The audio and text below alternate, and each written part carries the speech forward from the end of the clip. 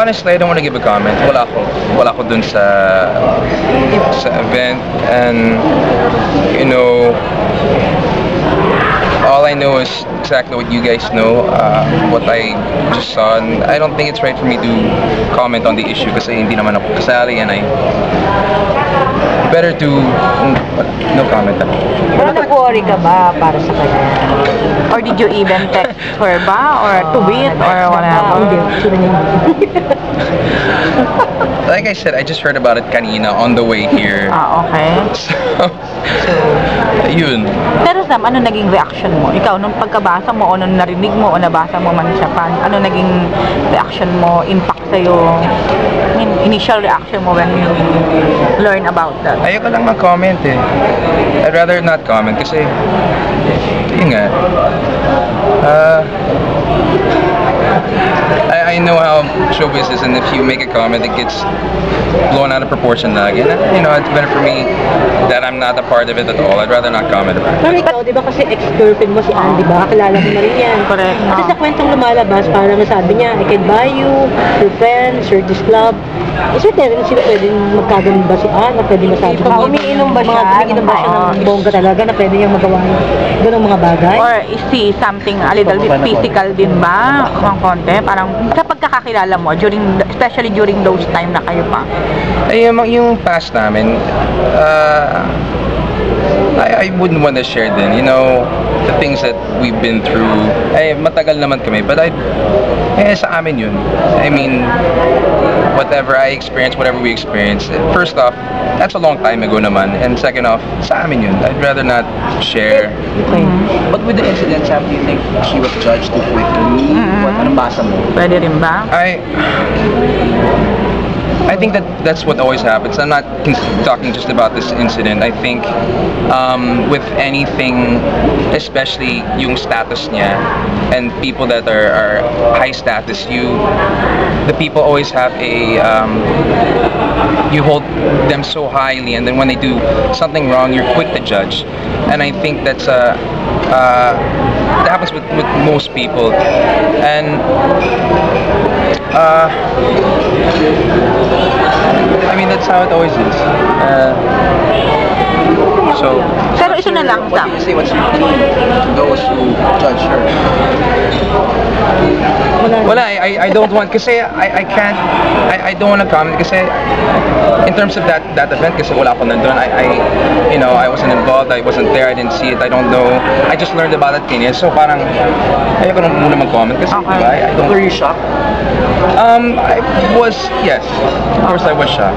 Pero yung ito na lang, although you don't want to comment, yung time lang nung naging kayo, was there a time na nagiging ganyan din siya ka-drunk? Or Ayoko din mag-comment about yung mga past namin.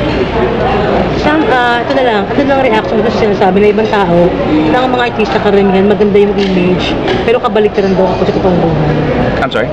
Yung ang ganda-ganda ng image, pinapakita sa publiko, pero it's different pagka-off-cam. What is your reaction on that? Just like what happened to Ann. What, artista? Yeah, You know? parang sinasabi na put on lang yung good image, Pero gano'n. sa likod, parang iba yung ugali.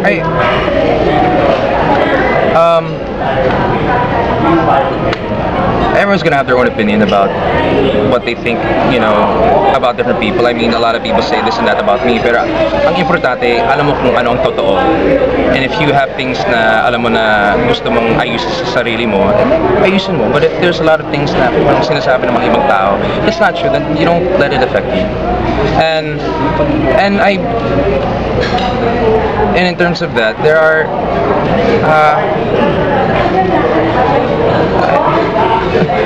I don't comment this in the right way.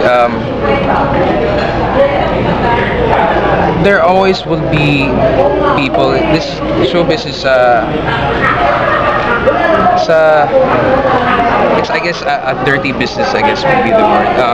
Not dirty business, sorry, that's the wrong word. But it's hard to find yung people that you know you can really trust. You know what I mean? It's hard to find the people na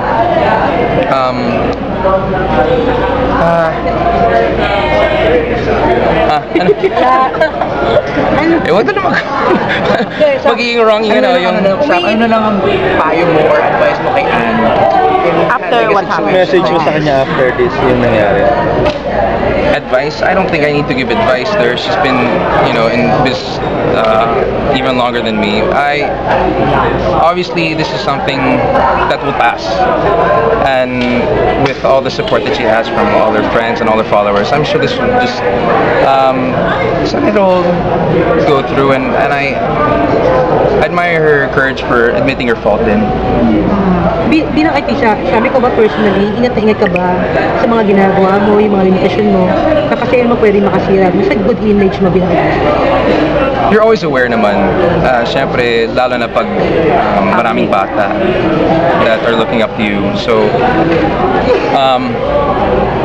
but yun nga, I think, like I said kanina, there's a lot of people that really hold an image about you, and then when you make a mistake, they're quick to judge. And people have to remember that we are human, we all make mistakes.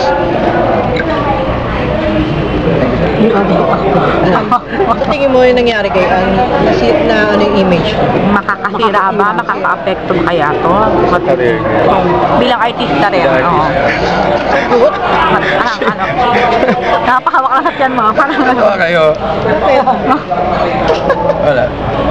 Sabihin niya wala. Hindi siya makaalis sa kasunod. Yung mga nasira. Ako hindi. I don't think so. I think, like I said, Still be forgiven. I think that she admitted her mistake and she's done what she can, asked for forgiveness, and ang dami nagmamahal sa kanya. She has so many supporters, so many people that love her, and I think that this will pass. Nung kayo ba, umiinom ka? Umiinom din siya. Ayaw na. Nagiinuman ba kayo? Nasampal ka na ba niya? At ano bang iniinom? Drinking. Nasampal ka lang. Kung ano ang past namin, ayoko naman i-share. Hindi lang. So, some Kasi first off, nung kami, that was so long time ago. It was, Pero 4 years ago, and do you drink? And parang hindi naman kailangan i-bring up yung past namin. And whatever happened then, yung mga personal na relationship namin, hindi naman kailangan i-share ngayon. But it's been so long and there's no reason to share it na. Ito na lang, parang curious ang mga bakla. Kung nung time, nasampal ka na daw ba ni Sam? At anong feeling? Kahit biro. Kahit biro. Oo, kahit biro, o kahit ano. Nag-aaway kayo? No. Ano? Hindi ka pa niya nasampal? So, never nagkaroon ng pisikalan or anything? Would you say? Sa teleserye taping lang.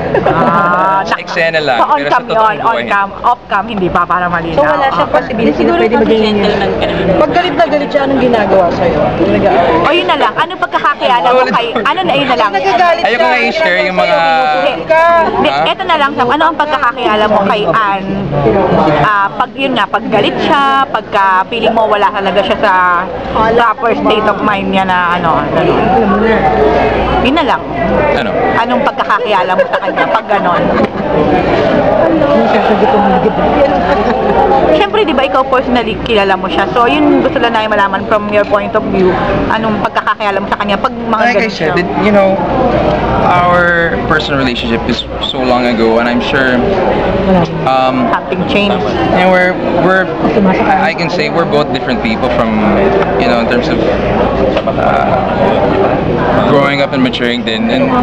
But yun nga, everyone, we're all human, we make mistakes, and basta kung anong past namin, I don't need to share it now. I mean, it's been so long, and it's not the right time and place naman na kailangan. Kasi isa sa reason daw ng breakup niya ni Ann before, sobra daw siya talagang umimik sa mga bar, nalasing na umuwi, na hindi ka daw kasi ganon, parang ikaw, very private person. Kaya nga, Umimik. hindi. Ayun daw, kanilang Yung- pa. Ay, ganun. Yung sinabi ko, kung anong past namin, kailangan i-share ngayon. Okay, fine. Personal na relationship namin. Pero okay ba kayo ngayon ni Ann? I mean, are you friends? Are you... Kasi May movie nga. may movie kami. Hindi pa Shot na ba yun? Hindi pa nag-start yung Sobra shooting na naman. magkasama kami. But magre-resume na dahil So mag-resume na. Okay. Sam, kanina mo lang nalaman, di ba? Anong plan mo? Are you planning to text her or console her or tanungin kung ano yung nangyari? Or yung I don't need to, I don't Kamusta need being a to... friend? Parang ganon. Kung kamusta siya? a friend at gagawa pa we're kayo not- movies. Hindi we're not close. We don't text. We don't. Wala na sa Siyempre, I mean, Pero yung number niya nasa cellphone mo pa. Wala rin. yeah, we're still. I mean, Wala lang. it's not like we text though. But, we have a movie together. We don't talk though. We don't keep in touch. Doon pala kayo I mean, mag-uusap pag nag-movie. yeah, pag starting movie, doon kami magkikita. It's not, we don't keep in touch. We don't say, hey, kumusta ka na? Tama naman din. Ito lang kayo, mga matagal na yung relationship niyo, matagal na yon. Seeing her now, may nakita ka bang mga pagbabago sa kanya? Does she change? I saw a lot of changes in the last years, yes, and in a good way. In a good way? Yeah, we both matured. She's really matured and grown as a person. Gumanda ba lalo? O ano? Yes, I really saw good changes in her.